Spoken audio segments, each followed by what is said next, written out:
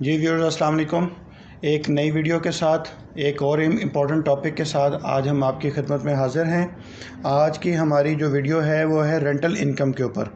अगर आपकी पाकिस्तान में किसी भी जगह कोई प्रॉपर्टी है जहां से आप इनकम जनरेट कर रहे हैं, इस सेंस में कि आप उससे किराया कि जो आपको माहाना मिलता है उसको आपकी वो इनकम कहलाती है, तो उसके ऊपर जो सालाना आपका जो टैक्स बनता है वो कितना बनता है वो आज हम आपको इस वीडियो में बताएंगे।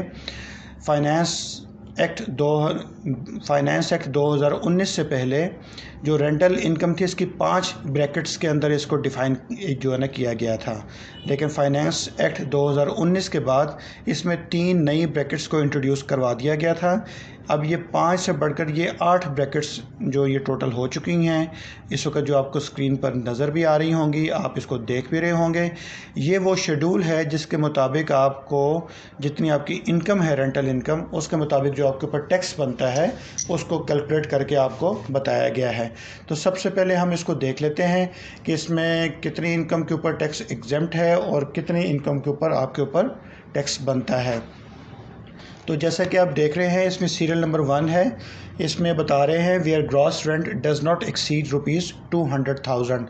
अगर आपका सालाना जो किराया है, जो किराए की मद में जो आपकी आमदन है, अगर वो 2 लाख रुपया है तो उसके ऊपर आपका ज़ीरो टैक्स है। आपको उसके ऊपर कोई टैक्स आपको अदा नहीं करना पड़ेगा। लेकिन अगर ये आपकी रेंटल इनकम 2 लाख से बढ़ जाती है और 6 लाख तक पहुंच जाती है सालाना, तो आपके ऊपर जो 2 लाख से ऊपर जो एक्सीड अमाउंट है, जो एक्सेस अमाउंट है, उसके ऊपर आपको 5% टैक्स देना पड़ेगा। इसको आपको मैं कैलकुलेट करके बता देता हूँ। लेट्स सपोज आपकी रेंटल इनकम 6 लाख रुपए टोटल है, लेकिन चूंकि 2 लाख तक एग्जेम्प्ट है, अब बाकी रकम बचती है 4 लाख रुपया। 4 लाख रुपए के ऊपर हम इसको 5% कैलकुलेट करेंगे तो ये 20,000 रुपये बनते हैं। गोया अगर आपकी सालाना रेंटल इनकम 6 लाख रुपए बनती है तो इसके ऊपर आपको 20,000 रुपये सालाना इनकम टैक्स अदा करना पड़ेगा। ये इनकम टैक्स उससे सेपरेट है जो आप किसी सैलरी की मद में आपको इनकम हो रही है या आपको किसी बिज़नेस की मद में आपको इनकम हो रही है। ये रेंटल इनकम बिल्कुल सेपरेट है। इसकी जो इनकम है ये सेपरेट कैलकुलेट होती है, इसको आपको सेपरेट टैक्सेशन होती है।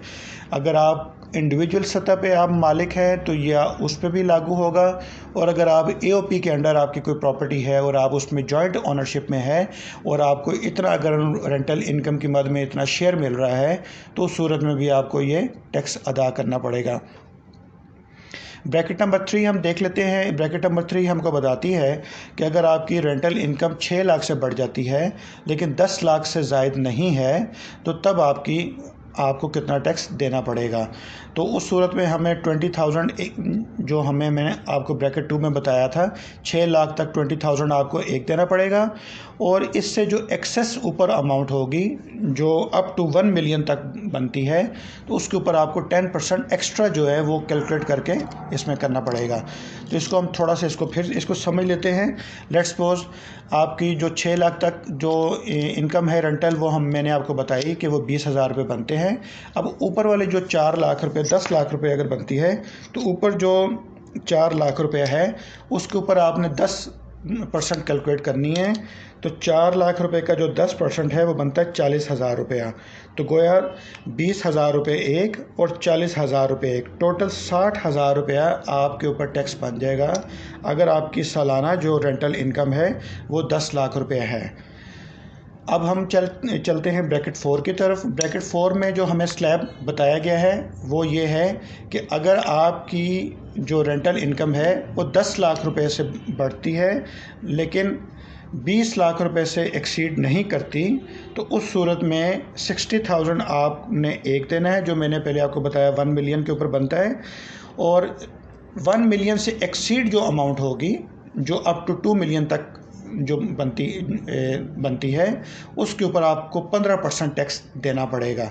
तो अगर आपकी रेंटल इनकम 20 लाख रुपए तक बनती है सालाना तो उसके ऊपर आपकी टोटल जो रेंटल जो उस पर इनकम के ऊपर टैक्स है वो आपका बन जाएगा 2,10,000 रुपये। इसी तरह हम चलते हैं ब्रैकेट 5 की तरफ। ब्रैकेट 5 में भी हमें 2 लिमिट्स बताई गई हैं। अगर आपकी रेंटल इनकम 2 मिलियन से से है लेकिन 4 मिलियन से ज़्यादा नहीं है, तो उस सूरत में आपका जो टोटल जो रेंटल इनकम है, अगर आपकी 40 लाख रुपए तक सालाना है तो आपकी टोटल जो उस पे रेंटल इनकम पे जो टैक्स है वो बनता है 6,10,000 रुपये। अब हम चलते हैं नेक्स्ट ब्रैकेट 6 की तरफ। नेक्स्ट ब्रैकेट 6 में हमें स्लैब जो बताया गया है उसमें यह है कि अगर आपकी टोटल जो रेंटल इनकम है वो 60 लाख रुपए सालाना से ज़ायद नहीं है बल्कि 60 लाख रुपए तक सालाना है, तो उस सूरत में जो 60 लाख रुपए सालाना रेंटल इनकम के ऊपर जो आपका टैक्स बनता है, जो आपने पे करना है, वो है 11,10,000 रुपये। तो वो आपको इसकी कैलकुलेशन बड़ी इजी है। 40 लाख तक मैंने आपको पहले बताया आपका 6,10,000 रुपये टैक्स बनता है। अब 40 लाख से जो ऊपर की अमाउंट है, जो 60 लाख रुपये, ये डिफरेंस बन रहा है 20 लाख रुपए का। 20 लाख रुपए के ऊपर आपने 25% टैक्स कैलकुलेट करना है, तो ये टोटल हो के जो 60 लाख रुपए तक का जो इनकम के ऊपर जो टैक्स बनेगा वो बनेगा 11,10,000 रुपये।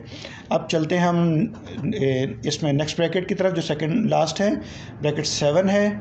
इसमें भी हमें लिमिट बताई गई है कि अगर आपकी रेंटल इनकम 60 लाख रुपए से ज़्यादा है मगर वो 80 लाख रुपए से ज़्यादा नहीं है, तो उस सूरत में 11,10,000 रुपये जो हमने पहले कैलकुलेट की थी 60 लाख रुपए के ऊपर, वो आपको देनी पड़ेगी। और इससे जो एक्सेस अमाउंट होगी, जो एक्सीड हो रही होगी, उसके ऊपर आपने 30% टैक्स कैलकुलेट करके देना है। गोया अगर आपकी 80 लाख रुपए सालाना आमदन है रेंटल इनकम की मद में, जो प्रॉपर्टीज़ की मद में जो आपको किराया आ रहा है, तो ये टोटल जो आपको इनकम टैक्स पे करना है वो बनता है 17,10,000 रुपये। अब जो नेक्स्ट जो हमारे पास ब्रैकेट है, जो लास्ट ब्रैकेट है, ये हमें बता रही है कि अगर आपकी जो रेंटल इनकम है वो 80 लाख रुपए से तक है, बल्कि इससे ज़्यादा भी अगर बनती है, जितनी मर्ज़ी ज़्यादा हो, 80 लाख रुपए से ज़्यादा, तो उसके ऊपर आपने जो इसमें 17,10,000 रुपये आपने एक पे करने हैं, प्लस इसके ऊपर जो 80 लाख रुपए से एक्सीडिंग जो अमाउंट होगी उसके ऊपर आपने 35% टैक्स कैलकुलेट करके पे करना है। तो ये एक हमारी रेंटल इनकम का चार्ट था जो मैंने आपके सामने रखा। इसमें ब्रैकेट 1 से 8 तक आप जिसमें फॉल करते हों, आप उसके मुताबिक आप अपना टैक्स कैलकुलेट कर सकते हैं कि आपको जो सालाना आपको अपनी प्रॉपर्टी की अगेंस्ट, चाहे आपकी एक प्रॉपर्टी है या आपकी एक से ज़ायद प्रॉपर्टी हैं, टोटल आपने उनका सम अप करना है, उनको टोटल आपने ऐड करना है कि आपकी तमाम प्रॉपर्टीज़ की टोटल जो रेंटल इनकम है वो कितनी बनती है। आपने इसको हर प्रॉपर्टी का अलग अलग नहीं करेंगे, बल्कि जितनी आपकी प्रॉपर्टीज़ हैं टोटल आप कैलकुलेट करेंगे कि उन टोटल के जो रेंटल इनकम है वो सालाना कितनी बनती है।